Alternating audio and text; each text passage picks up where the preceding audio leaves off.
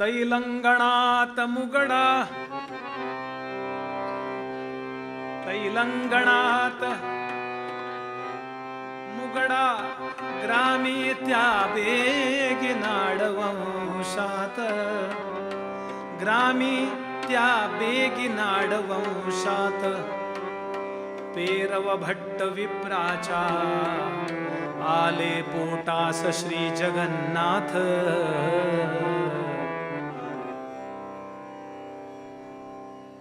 ज्यांनी भगवती गंगेला प्रगट केलं आपल्या श्लोकांनी, गंगा लहरी स्तोत्रांनी 52 पायऱ्या वर यायला लावलं, अशा श्री जगन्नाथांचं चरित्र छोटंसं आपल्या समोर ठेवतो. खूप मोठं आहे चरित्र. जगन्नाथांचा जन्म हा तेलंगणामध्ये मुगडा नावाच्या गावी पेरव भट्ट नावाच्या सच्छुद्ध सात्विक अग्निहोत्र्याच्या घरी झाला. लहानपणापासूनच या मुलांनी सद्गुण संपदा भरभरून आणली होती असं चरित्रात वर्णन केलंय. दासगणू महाराजांनी पद लिहिलं याकरता, कसा होते जगन्नाथ पंडित. शाहणा चतुर देखणा, शाहणा चतुर देखणा, मदन तो उणा जयाच्या पुढती, जयाच्या पुढती.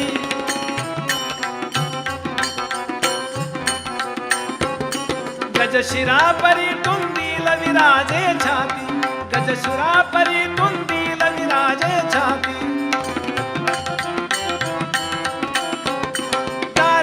भयंकर घरी भात भाकरी मिळे ना पुरी, 2 प्रहराते 2 प्रहराते.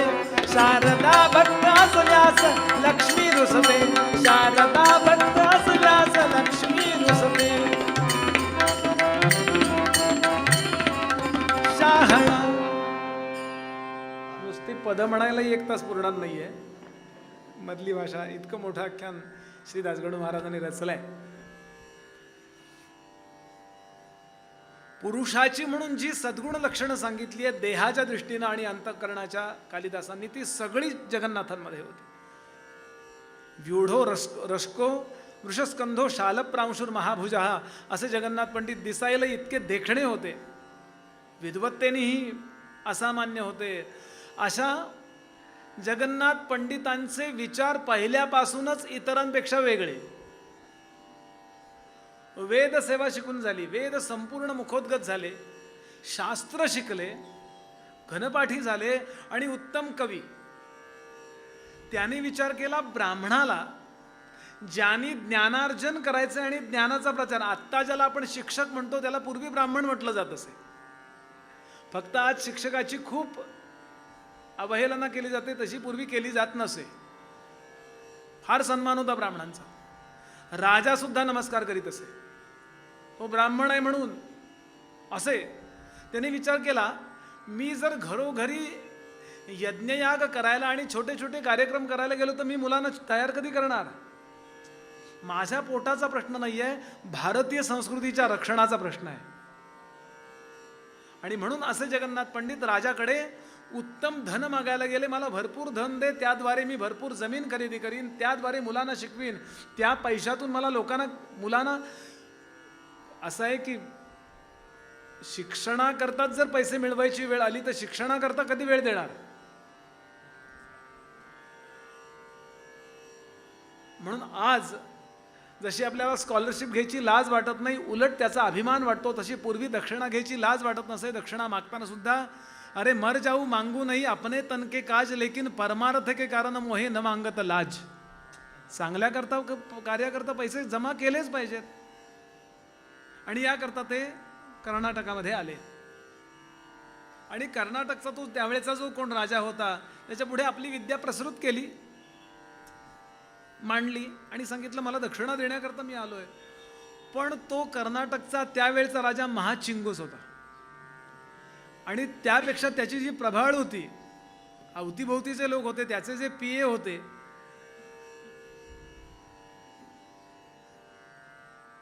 ते तयार नव्हते. मनुष्य तयार नसला ना की त्याला भीती वाटते नोकरी जाईल याची. आणि त्यामुळे त्यांना दक्षिणा मिळणार होती पण मिळू दिली नाही. मान कर्नाटकी मुळीच नसे झाला, मान कर्नाटकी,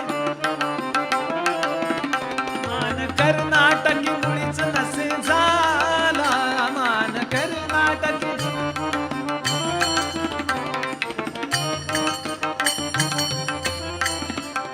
त्या योगे क्रोध पंडिताला, त्या योगे आला कोप पंडिताला.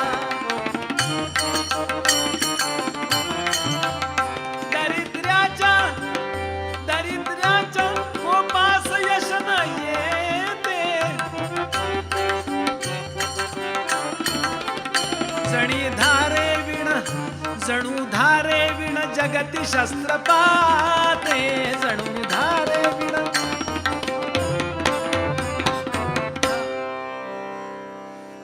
या पंडिताचा अपमान झाला. पंडित मान खाली घालून निघून नाही गेले, पंडितांनी त्या राजाचा अपमान केला. यशराजंगता स्महा.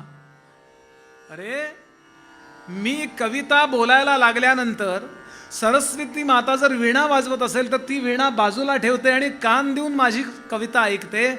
अशी माझी कविता ऐकताना ज्याची मान वा रे वा अशी डोलत नाही, ती जिवंत मढी आहे. गिरान देवी वीणा गुणरण नाही नागर करा, मदीयाना वाचा मपिवतची आचा मचरसम धुवंते जीवंतो त्यः मृतका मंदमतयो नएषामानंदम जनयति जगन्नाथ म्हणती. अरे तुला तुझ्या संपत्तीची मस्ती असेल, मला माझ्या विद्वत्तेची मस्ती आहे. गेलास उडत थोडक्यात. अरे काही लोकांना आपल्याजवळ आहे त्याची मस्ती असते, पण संतांना आपल्याजवळ काही नाही याची मस्ती असते. शुकासारिखे पूर्ण वैराग्य ज्याचं. निघाले, पूर्ण दक्षिण ओलांडली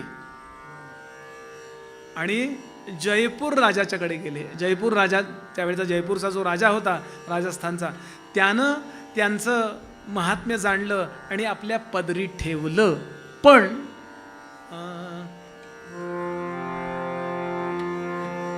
जयपूरचं राज्य जे होतं ना, ते दिल्लीचं शहाजहान बादशाहचं मांडलिक राज्य होतं.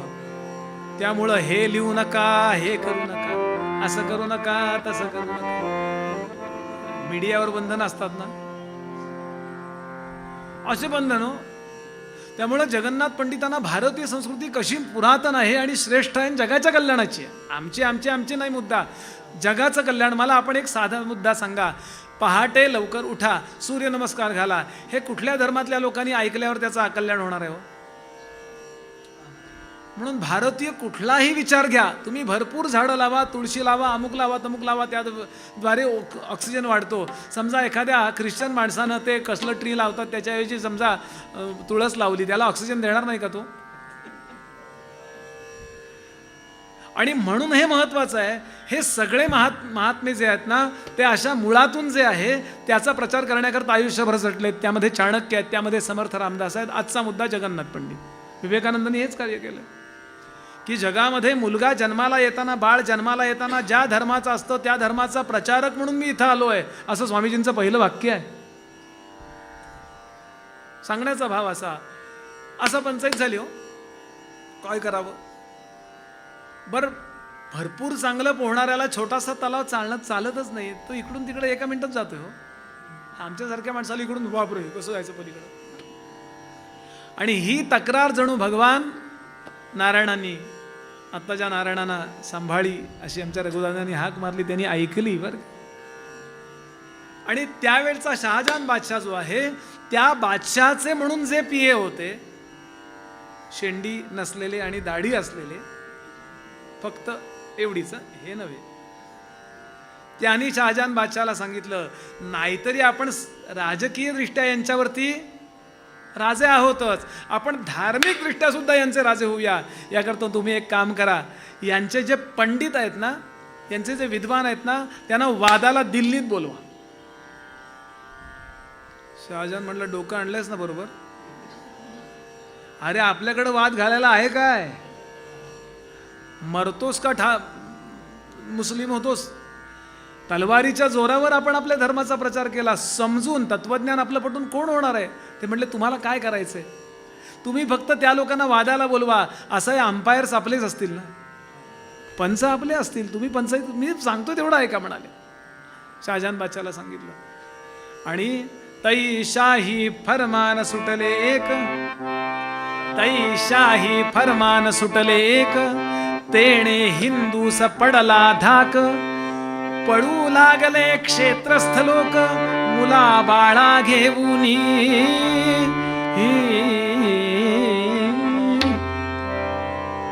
इकडून शाही फरमान सुटलं की सर्व हिंदूंच्या शास्त्री पंडितांनी, सर्व हिंदूंच्या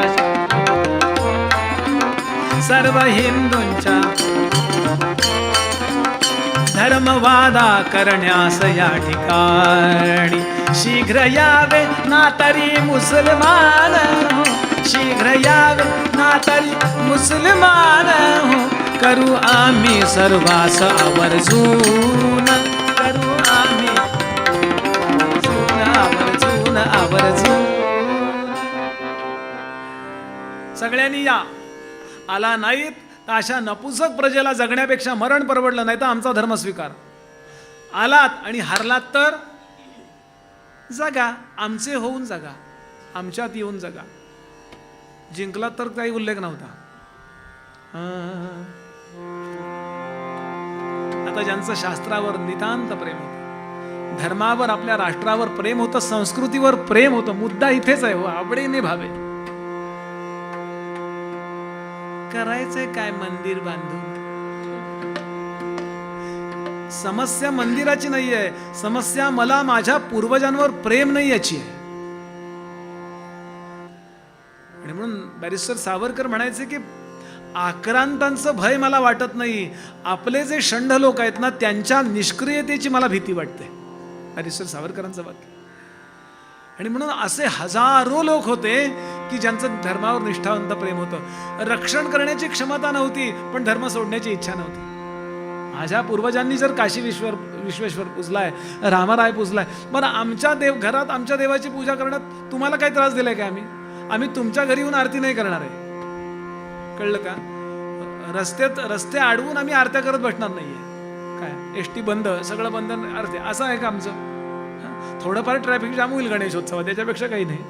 आणि ते केव्हा तरी वर्षात एकदा. त्रास देणारा आमचा धर्म नाहीये.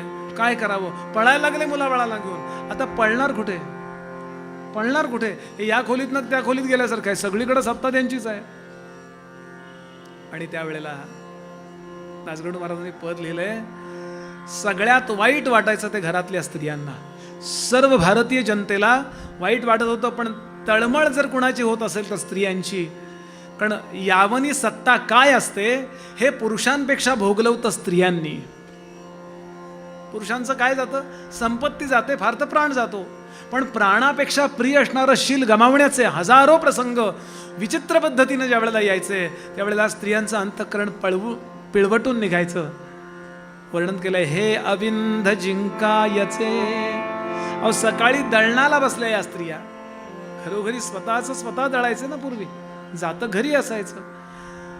तेव्हा जात्यावरच्या ओव्या दासगणू महाराजांनी लिहिल्यात, हे अविंध जिंकायचे, यश दक्षिणला दे हरी, तुच होऊन या मौलवी, तुच होऊन या मौलवी, जाई भक्तास्तव जयपुरी. आणि खरोखर सगळ्यात त्यावेळेला ज्या पंडितांची जगन्नाथ पंडितांची अपमानानं वागणूक दिली होती या पंडितांना, त्यांना आज आठवलं की करावया हा वाद खरोखर कोण असेल तर यामध्ये जगन्नाथ जयपुरी असे जो वादा कवीचा हरी आहे तर जया असं म्हणाले. वेद वेदांगे अवगत, उपनिषदे महाभारत. वाद घालायचा असेल ना पहिल्यांदा पाठांतर लागतं हो. आमच्याच लोकांना हनुमान चालिसा म्हणता येईना परवा, लाज वाटली, लाज. त्यांना नव्हे, जाऊ देत झाला, जय जय रघुवीर. आणि नियमाप्रमाणे जेव्हा प्रत्येकाचं अंतःकरण एखाद्या गोष्टी करता तळमळतं तेव्हा ईश्वर जागा होतो, बरं का? आणि म्हणून या कीर्तन प्रवचनाला महत्व आहे. आणि असे सगळेजण प्रार्थना करायचे आणि निघाले हो भगवान अवतीर्ण झाले. जयपूरमध्ये एका पडक्या मशिदीत कुराणावर प्रवचन चाललंय भगवंताचं.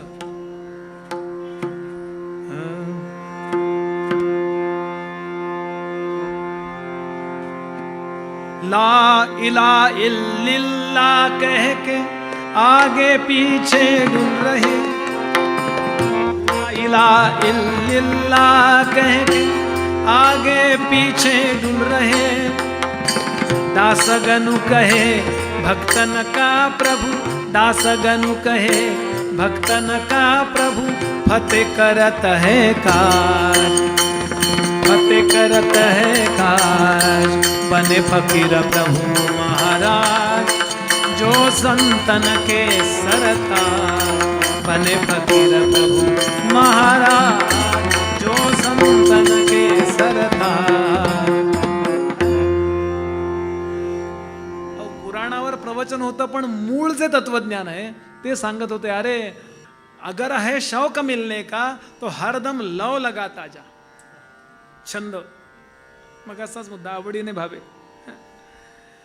न जा मस्जिद न कर सिद्धा, न रख रोजा न मर भूका, हुक्म है शाह कलंदर का, अनल हक अहम ब्रह्मास्मी तू कहाता जा. अरे काही तुझ्या बाकीच्या प्रोटोकॉलला अर्थ नाहीये. तू मनापासून, अरे नमस्कार तरी मनापासून करतोस का तू? दिल तो ये झुकता नहीं, सिर झुका तो क्या हुआ. 5 वेळा नाही 10 वेळा केलं तरी उपयोग नाहीये. आणि अशा सुंदर पद्धतीनं ते प्रवचन, ते सगळं ऐकायला हिंदूच बसले होते. असलं ऐकायला ते कशाला बसतील. आणि त्यात जगन्नाथ पंडित गेले आणि पंडितांनी विनंती केली की मला कुराण शिकायचं आहे. असं आहे, मला तुमच्याशी वाद घालायचा म्हटल्यानंतर तुमच्याजवळ जे मुद्दे आहेत ते मला माहिती पाहिजे. तो अभ्यास केल्याशिवाय वाद कसे घालू शकतात हाच मुद्दा आहे. म्हणजे काही अभ्यास नाही आहे आणि बोलायला सुरुवात, उचलला फोन लावला काना, असं नसतं ते. बोलण्याचा भाव असा. ते म्हणले कशाला शिकायचंय? जगन्नाथ खोटं बोलले नाहीत, खरं आहे ते बोलले. असा असा वाद ठरलाय आणि त्या वादाला मला दिल्लीत जायचं आहे आणि तो वाद मी करावा अशी अनेकांची इच्छा आहे. म्हणून, आणि खराच आहे आमचा धर्म, म्हणून मला कुराण शिकवाल.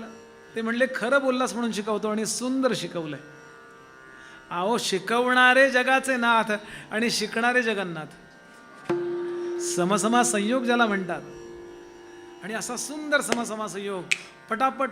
अहो सगळं कुराण 6 महिन्यात त्यांनी मुखोद्गत केलं. हो बरं, मुखोद्गत केलं की त्याची आवृत्ती करावी लागते, नाही तर विसरून जातं ते. आपल्या घरी हवेलीवरती वरती ते बांग देत बसायचे. कुराणातले एखादी सुंदर आयात घ्यायच्या. बिस्मिल्लाह बिस्मिल्लाह रहमान रहीम, या काना पजो या काना इहदीन मुस्तफा लल्लजीना मालिके ओमेदीन. अरे खालून चाललेले मुस्लिम लोक दाद द्यायचे, अरे क्या पंडित पड रहा है, हमारे मौलवी को ऐसा नहीं आता. दाद द्यावी त्यांनीच बरं का. आम्ही हिंदू या बाबतीत हेमटे. बरं म्हटलं तरी फार झालं. म्हणून अभ्यासकांनी लक्षातच ठेवा, लोकांकडून अपेक्षाच ठेवायची नाही चांगलं म्हणावं. असे फार कमी लोक असतात जे आता उपस्थित आहेत. जय जय रघुवीर समर्थ. बोलण्याचा भाव असा. आणि निघाले. इतकी सुंदर वर्णन आहेत. अहो गावी गावी त्यांचं स्वागत केलंय, गावोगावी त्यांचं स्वागत झालंय. डोळ्यात पाणी आणून आणून स्त्रियांनी सांगितलंय, जगन्नाथा आमच्या आबरूचं रक्षण कर. जगन्नाथांनी सांगितलं, तुमच्या मुखानं भगवती जगदंबा बोलतीये, मी जाईन. असं आहे की आम्हाला हरवेल अशी व्यवस्थाच या जगात नाही आहे. आम्हीच जर अभ्यास नीट नाही केला तर तो आमचा दोष आहे. मूळ संस्कृतीचा, परंपरेचा आणि त्या तत्वज्ञानाचा दोष नाहीये. आणि निघाले. दिन ठरला वादाचा, दिन ठरला वादाचा, मौलवी हाजी काजी तया मोद. शास्त्री पंडित वैदिक सर्व ही करीती स्वधर्म जयनाद. आज पहिल्यांदा त्यांना दिल्लीच्या दरबारात प्रवेश मिळाला हो, शेंडीवाल्यांना, जानववाल्यांना. अरे त्यांनी वर्णन केलंय मूळ परंपरे ह्याच्यात पठडीत, की मूळ बाडामध्ये, की त्यांच्या खांद्यावरती चांगल्या शाली नव्हत्या, कारण 200-200 वर्षात सत्कारच झाला नव्हता हो.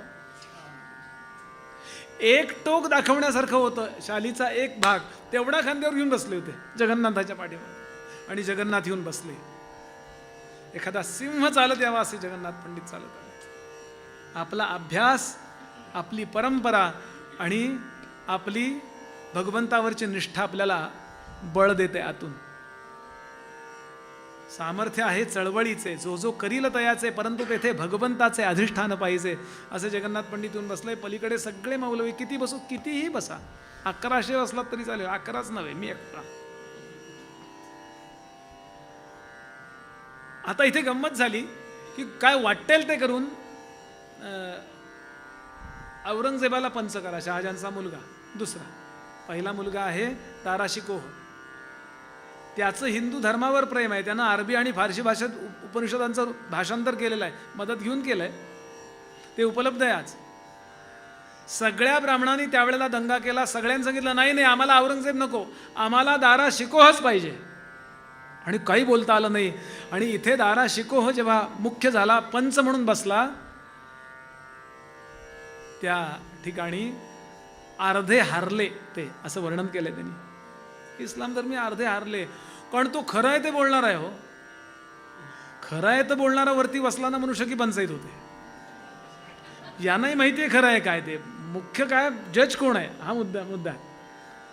आणि बोलायला सुरुवात झाली. किती दिवस वाद झालाय हा, थोडा थोडका वाद झाला नाहीये हा, 15 दिवस सकाळ संध्याकाळ 4-4, 5-5 तास वाद झालाय. एखादा मुद्दा त्यांनी मांडावा आणि वाऱ्याने भुसा उडवावा, असा जगन्नाथ पंडितांनी करून तो मुद्दा उडवून टाकावा. 15 दिवसापर्यंत वाद झाला सभेत, यवनांचे सकल सिद्धांत खोडिले जगन्नाथाने.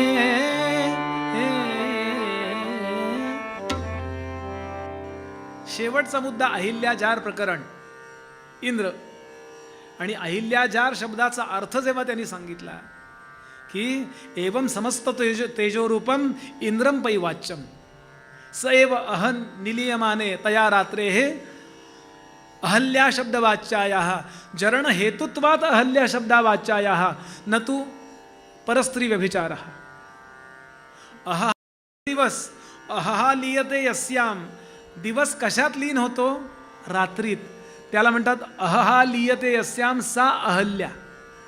त्या अहल्येचं जरण, क्षरण, नाश कशाने होतो, सूर्याच्या प्रकाशाने, म्हणून सूर्याचं नाव अहल्याजार आहे. आता तुमच्या मोहम्मदाचं द्या तुम्ही स्पष्टीकरण. झैन नावाच्या तुझा त्यांचा मुलगा होता आणि त्याच्या झैना नावाच्या म्हणजे आपल्या सुनेशी निकाह लावला, हे योग्य आहे का, द्या तुम्ही स्पष्टीकरण. आणि काही बोलता येईना. दाराशिकोह आपल्या जागेवरून उठला. आपल्या अंगावरचा पंचा, सुंदर असं वस्त्र, भरजरी वस्त्र, पंचा म्हणजे आपल्याकरता ते भरजरी वस्त्र, त्याच्याकरता तो पंचा, साधं असं वस्त्र त्यांनी याच्या गळ्यात घातलं. जगन्नाथाच्या पायावर डोकं ठेवलं आणि सांगितलं, जगन्नाथा, विद्वत्ता मी आज पाहिली. एक गाव संपूर्ण बक्षीस दिलं दिल्ली जवळचं, सगळं काही उत्तम दिलं. आता जगन्नाथ पंडित तिकडे गेले. आता हे लिहू नको, ते लिहू नको, बंधन संपलं. लोकांना सांगितलं या शिकायला, आणि संस्कृती शिकवायला सुरुवात केली. जगन्नाथ पंडित तिथून गेले आणि सगळ्यांनी त्या काजाला धरून बडवला. तुला हे कुणी आगाऊपणा सांगितलं होता, तुमच्यासारखं आम्हाला येतं, दाखवायला गेलास आणि 4 मुंड्या चीज झालास, आता त्या जगन्नाथाची व्यवस्था कर, नाही तर तुझं काही खरं नाही. आणि म्हणून खूप कपटकरस्थान केलं. आणि द्यूताच्या निमित्तानं जगन्नाथ पंडितांच्या गळ्यामध्ये याची शहाजहान बादशाची हिंदू स्त्रीपासून झालेली लवंगी नावाची मुलगी ही जगन्नाथ पंडितांना अर्पण केली. अर्थात तिचं भाग्य होतं म्हणून ती जगन्नाथांकडे आली की एका शास्त्र्याची सेवा पत्नी या नात्याने मला करायला मिळेल. लवंगीशी, एका मुस्लिम स्त्रीशी विवाह केल्यावर आपल्याच लोकांनी जगन्नाथांना वाळीत टाकलं. त्या वाळीचा परिणाम जगन्नाथ पंडितांना जेवायला मिळेना. बाहेरचे सगळेच्या सगळे दिवस पालटत होते. शहाजहान बादशाला तुरुंगात जावं लागलं. दारा शिकोला ठार केला औरंगजेबाने. औरंगजेब सत्तेवर बसला. त्यांनी अनेक ठिकाणी आपली मंदिरं पाडायला सुरुवात केली. इतिहासात नोंद आहे कुठली कुठली मंदिरं पाडली आहेत. एक नव्हे शेकडो मंदिरं पाडली आहेत. महाराष्ट्रातली मंदिरं पाडली आहेत. आणि नुसती मंदिरं नाही पाडली, आपल्या बाजूने उभं राहणारी माणसंही पाडली, त्यांना ठार केलं. जगन्नाथ पंडितांना बोलावून घेतलं. मुस्लिम हो नाही तर जहागीर सोडून दे. ते म्हणाले थुंकतो तुझ्या तोंडावर. अरे चारी मुंड्या चीत केला तुला आणि तुझ्या संपूर्ण तत्वज्ञानाला. मी काय माझी जात सोडेन असं वाटतंय? गेला सोडत. त्यांच्या त्या तेजापुढे औरंगजेबही काही करू शकला नाही. निघाले आणि काशीला जाऊन पोहोचले. राजवाड्यात जेव्हा वळत होते त्यावेळेला लवंगी म्हणाली मी बरोबर येणार. त्यांनी सांगितलं लवंगी येऊ नकोस बरोबर. मी ब्राह्मण आहे, मी पाठशाळेत लहानाचा मोठा झालोय, मला गोळाभर भात कुठेही पुरतो आणि तेवढा कुठेही मिळतो. तू राजकन्या आहेस, तू माझ्याबरोबर येऊ नकोस. खूप हाल होतील अगं तुझे, खूप हाल होतील. तिनं सांगितलं नाही. मला दारा शिकवणं माझ्या भावानं एक शिकवलं होतं, दिल नहीं देना किसी को, दिल नहीं देना किसी को, अगर देना याद हो फिर उसे जुदा न करे उसके लिए बर्बाद हो. मी मेले तरी चालेल पण मी तुमच्या बरोबर येणार. ठीक आहे चल. आणि येऊन पोहोचले काशीला. अहो काशीच्या सगळ्यांनी जगन्नाथ पंडितांना वाळीत टाकलं. ठीक आहे, गंगेवर राहतात, एखाद्या झाडाखाली विश्रांती घेतात. असं वर्णन केलंय की जगन्नाथांचं राजपिंड शरीर केवळ खायला प्यायला नाही म्हणून इतकं वाढलं. एक दिवस लवंगीनं सांगितलं तुम्ही काम करता का, एक मला लंगे या ठिकाणी गंगेमध्ये मला ढकलून द्या, लोटून द्या आणि तुम्ही तुमच्या जातीत परत जा, तुमची जात पुन्हा तुमचा स्वीकार करेल. माझ्यामुळे तुम्हाला वाळ पडली आहे ना, वाळीत टाकले ना. कारण इतके दिवस मी तुमच्याकडनं तत्वज्ञान शिकतीये, तत्वज्ञान शिकण्याकरता मी तुमच्याशी लग्न केलंय. जगन्नाथ पंडित म्हणाले तुला वेदांत कळला पण अर्धाच कळला. तुला गंगेत ढकलल्यानंतर तू मरणार नाही आहेस का? ती म्हणली नाही, हेच तर तुम्हाला शिकवले, आत्मा अमर आहे शिकवलं ना. मग म्हणाले आत्मा कधी वाळत नाही हे पण शिकायला पाहिजे तुला. तो फक्त मरत नाही नव्हे, अच्छेद्यो अयमदाह्योय अक्लेद्यो अशोषेवच नित्यो सर्वगत स्थाणू अचलोयम सनातनः. लवंगीचा आत्मा मरत नसतो तसा जगन्नाथ पंडिताचा आत्मा कधी वाळत नसतो. आपल्याला करायचं काय? गंगेकाठी राहू, कोणी दिला काही फळ तर खाऊ, नाही तर उपाशी मरू. आणि त्या काशीमध्ये राहणारे जगन्नाथ पंडितांना सुद्धा काकणभर सरत असणारे अप्पय्या दीक्षित नावाचे महान विद्वान. थोडस विद्वानांच्या मध्ये चालते आणि ती विद्वत्तेला शोभणारी असते ती द्वेष मत्सराची स्पर्धा, त्याशिवाय अभ्यास होत नाही. एक निकोप स्पर्धा असलीच पाहिजे, निकोप अंडरलाईन. आणि असे जगन्नाथ पंडित एक दिवस ताप आहे अंगात, 2-4 दिवस जेवायला मिळालं नाहीये. लवंगी शेजारी निजली आहे आणि त्या वाळूमध्ये अर्धी ग्लानी अर्धी झोप अशी अवस्था.